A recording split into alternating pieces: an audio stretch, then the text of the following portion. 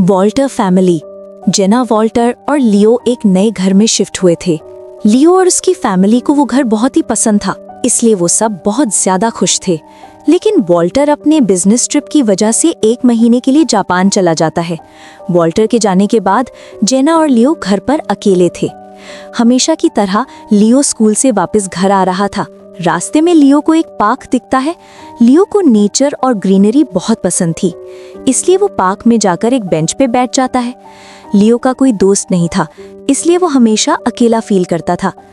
तभी एक लड़की आती है और आकर लियो के पास बैठ जाती है। वो उसको एक नोटबुक पकड़ाती है और कहती है कि तुम अपनी ये नोटबुक क्लास में भूल गए थे। लियो उससे बुक ले लेता है और पूछता है कि आपका नाम क्या है, और मैंने तो आपको अपनी क्लास में कभी नहीं देखा। वो लड़की उससे कहती है कि मेरा नाम स्टेसी है और मेरा भाई तुम्हारी क्लास में पढ़ता है।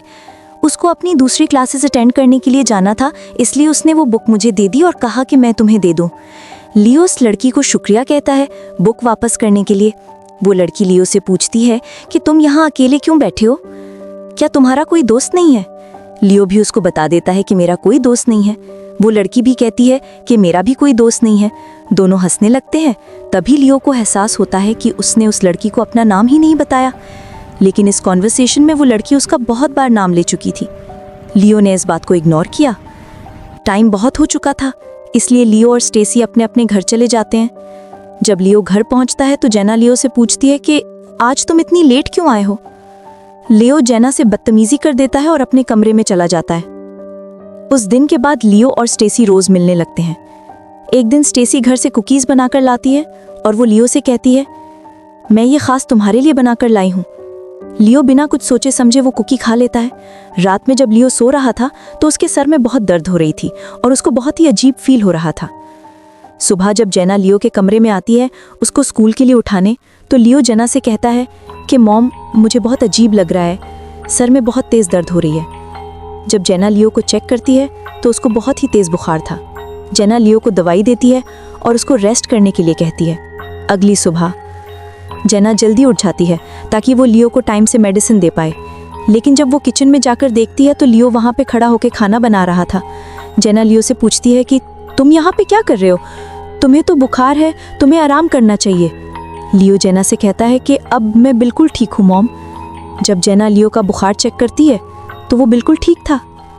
रात में जब जेना सो रही थी तो उसको लियो के कमरे से बहुत ही अजीब आवाज़ आती है। जेना ऊपर जाने लगती है और आराम से लियो के कमरे का दरवाज़ा खोलती है तो लियो सो रहा था, लेकिन जेना को बहुत अजीब लगता है क्योंकि लियो को देखकर ऐसा लग रहा था कि लियो कोई काम कर रहा था और जेना के कदमों की आवाज़ों की वजह से फ़ौरन से लेट गया हो। जेना लियो को नहीं उठाती और वापस चली जाती है। संडे वाले दिन जेना जल्दी उठकर तैयार होने लगती है क्योंकि वॉल्टर फैमिली का ये एक रूल था कि संडे वाले दिन सभी लोग चर्च जाते हैं। जेना लियो के कमरे में जाती है और उससे कहती है कि चर्च जाने के लिए तैयार हो जाओ। लियो जेना से कहता है कि मुझे मेरी तबीयत बहुत ख़राब लग रही है, इसलिए मैं नहीं आ सकता। जेना कुछ भी नहीं कर सकती थी, इसलिए वो लियो के बना ही चर्च चली जाती है। जब वो घर वापस आती है तो देखती है कि लियो तो गार्डन में बैठकर झूला झूल रहा है। जेना लियो से पूछती है कि तुम्हारी तबीयत तो ख़राब है, तुम्हें तो अपने कमरे में होना चाहिए था। लियो कहता है कि अब मुझे बुखार नहीं है, मैं ठीक हूँ। लियो का हर संडे चर्च ना जाना और रात को उसके कमरे से अजीब आवाज़ें आना, लियो की ये सारी अजीब हरकतें देखकर जेना को लियो पे शक होने लगा।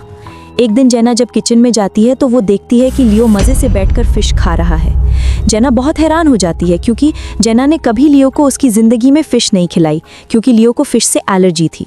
ये देखकर जेना का शक यकीन में बदल जाता है।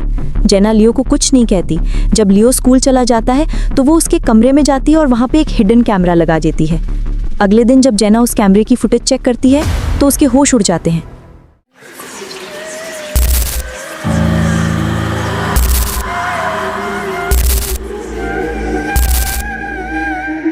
ये सब देख के जेना को समझ आ जाता है कि लियो के साथ कुछ तो गड़बड़ है।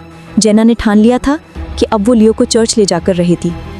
अगले दिन जब वो लियो के लिए ब्रेकफास्ट बना रही थी तो उसने लियो के खाने में नींद की दवाई डाल दी। ब्रेकफास्ट करने के बाद लियो बेहोश होने लगता है और अपनी मॉम से कहता है कि मॉम, मुझे कुछ अजीब लग रहा है। जेना लियो को उठाती है और गाड़ी में डाल देती है वो फुल स्पीड में गाड़ी चलाते हुए चर्च की तरफ जा रही थी। तभी लियो पीछे से उठ जाता है और उसकी पूरी की पूरी शक्ल बदली हुई थी, मानो जैसे उसमें कोई आत्मा आ गई हो। जेना को बिल्कुल पता नहीं चलता कि लियो उठ गया है। तभी लियो जेना का गला दबाने लगता है। जेना गाड़ी पर कंट्रोल नहीं कर पाती और तभी